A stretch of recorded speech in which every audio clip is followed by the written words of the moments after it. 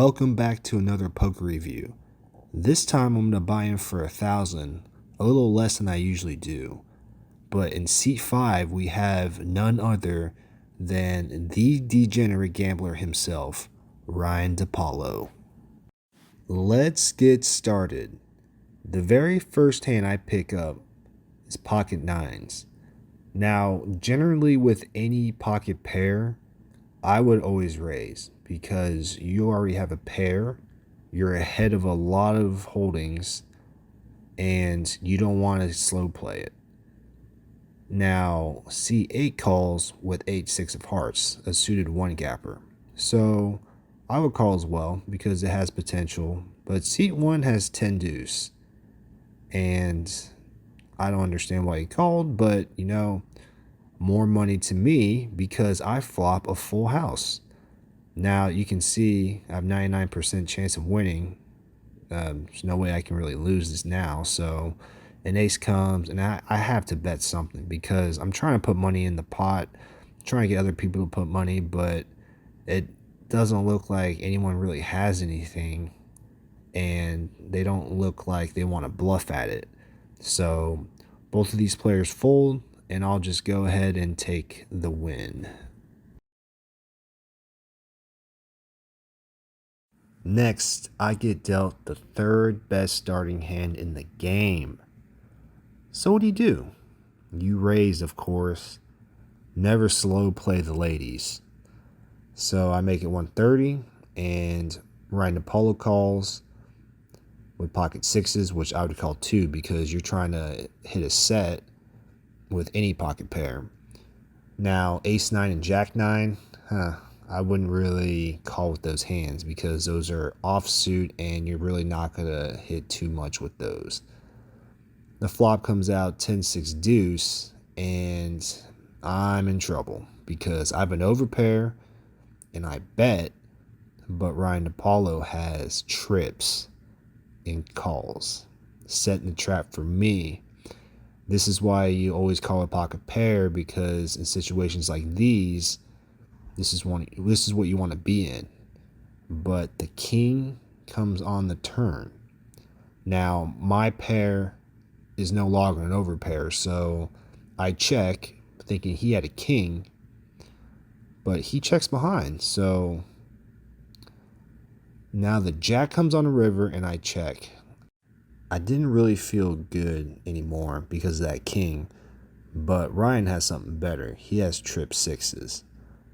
Now, if you all don't know who Ryan Depaulo is, go and YouTube Ryan Depaulo, Degenerate Gambler. He makes pretty good content, and I'm a fan of his.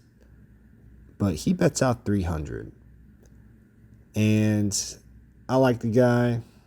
I'll make a donation to him, so I make the call just to see what he's got. And yeah, trip 6 will take it. Next, we have Raheel raising with queen 7. I personally would never play this hand, but then again, it's not my money. I get the very playable hand of ace 5 of spade, so I'm calling 100%. Pocket 7 calls, 9-6 of club calls, king jack calls. But look at this. We have 8-5, 9-6, and 8 deuce all calling. Now, I would never play those hands, and you're going to see why. Because 8 ways to a flop, you have king 4-3, and now you look at the stats, you have all those hands I just mentioned, 1% chance of winning. That's why you don't ever want to play those hands, because you're basically just giving away money. But I bet 15 to thin out the field. And unfortunately, I get raised by Jake with king jack, so I have to call. I have a gutter to a 2, which makes a straight, and that would be the best possible combination on this board so far. Or I could hit an ace and then give me top pair. So we'll see. We go to a turn, which gives us an 8 of club. I check. hoping to see a free card, hoping to catch that deuce or ace. And unfortunately, Jake's going to keep betting. He wants to get as much value as he can from top pair. And I'm still thinking I have a pretty good chance, right? I have 6 outs. So I might as well make the call, see how the river goes. And we finally get the 10 of spade.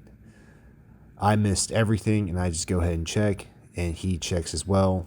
So next hand, we get 5-3 of clubs raising this time. You gotta switch it up, right? We got king queen calling, 10-9 of spade calling, jack 5, and I have 8-6 of clubs, so I am definitely calling. When the flop comes ace 7-7, none of us get a piece of it. So we all decide to check and see a free turn, which comes out the 9 of diamond. That gives me an open-ended straight draw, but I still want to check. I just want to get there because there's a paired board, and we get a bet from king queen. We get a call from 10-9 because they have 2 pair, and of course I'm calling because I've opened a straight draw. And then the river comes at 10, and now I have a straight, so I go ahead and bet out 300. We get king queen to fold, but 10-9 snap calls me, and he gets the bad news, which later he tells me that he made a mistake by calling. In the world of poker, you should always profit off of other people's mistakes. Here we have Raheel raising again, this time with 8-6.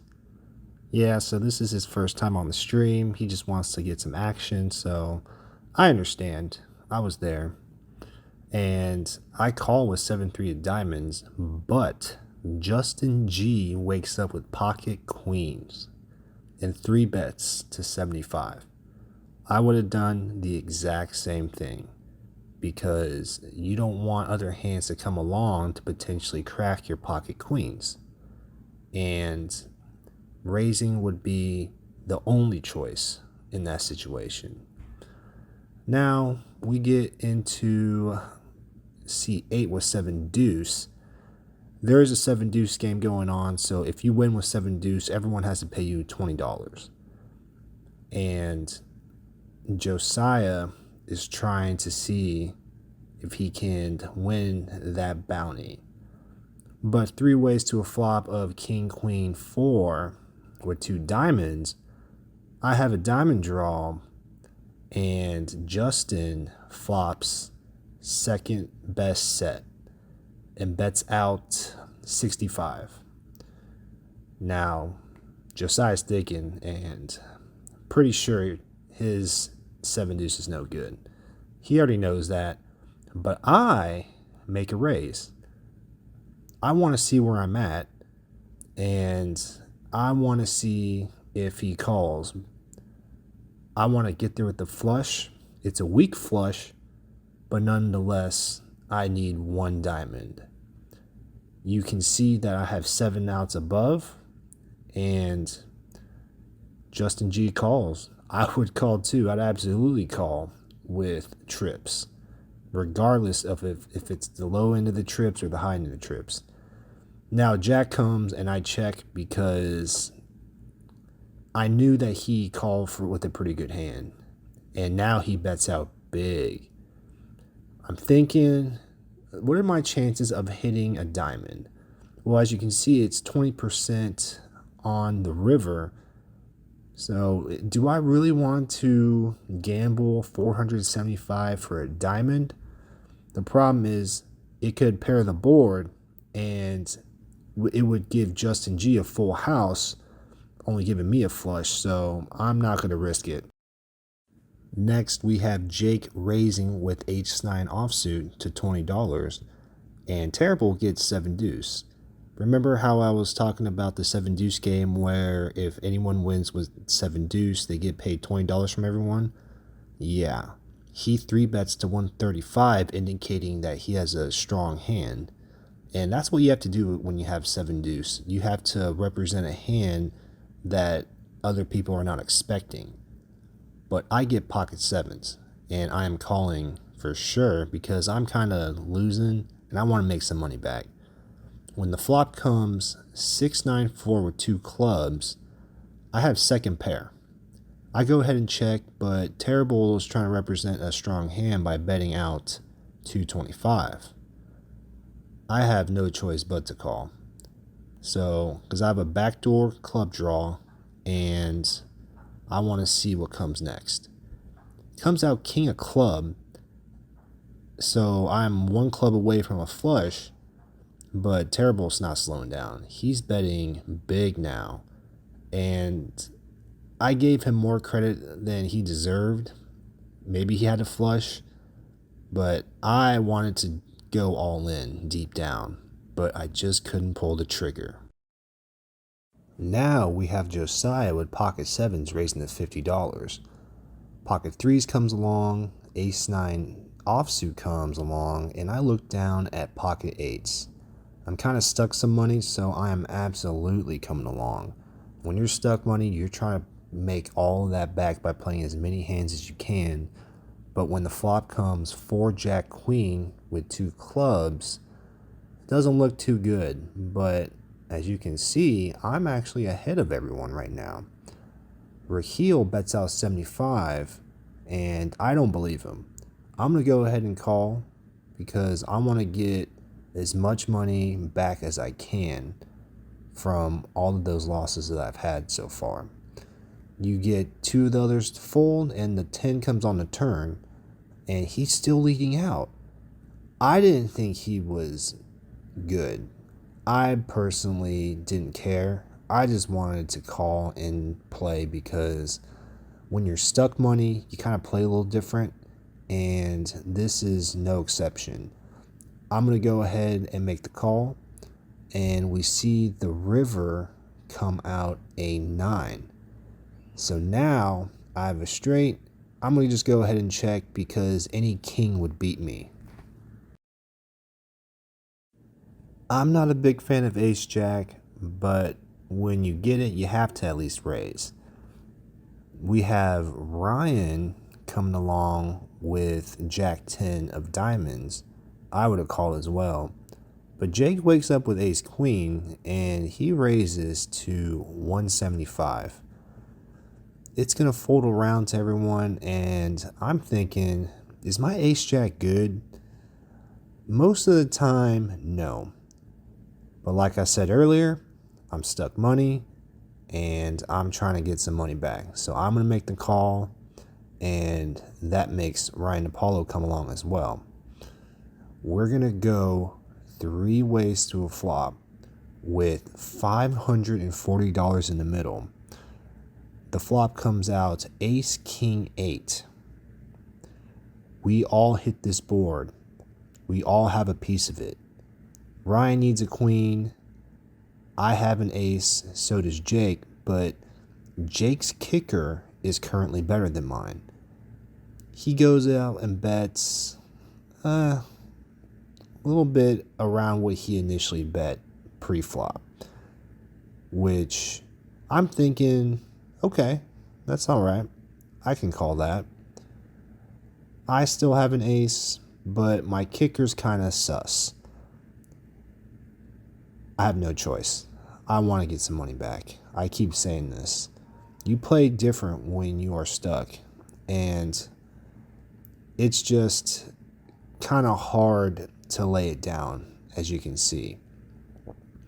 I'm thinking about it, and I kind of knew I wasn't good. When the 8 comes and pairs the board, now me and Jake split this pot because we have 2 pair aces and 8 with the king kicker. However, I don't know that. I thought he maybe had ace king because when he raised pre-flop, it was pretty big, and I was narrowing that range down. But when the 7 comes on the river, Jake is thinking. He's thinking, what can he get to fold by betting? He kind of knew that I would have folded to a big bet. I knew I was going to fold to a big bet because I have ace jack, but someone could have an 8, someone could have ace king, any of that combination. I was really thinking about it, and when Jake bets out big here, I am in the blender. I think about this for a long time. Deep down, I was telling myself to call.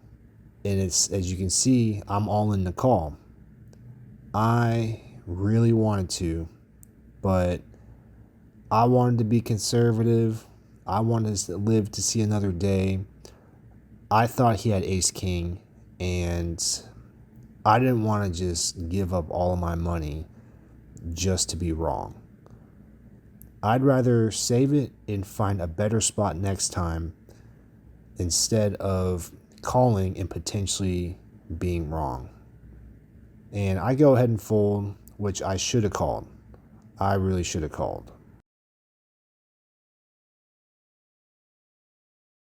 Final hand of the night. We have a raise from pocket deuces, and I call with 10-8 of hearts. Jake is 3-betting now to 60 with king jack as a pretty light 3-bet. I'm having none of it. Honestly, pocket 2 should have called.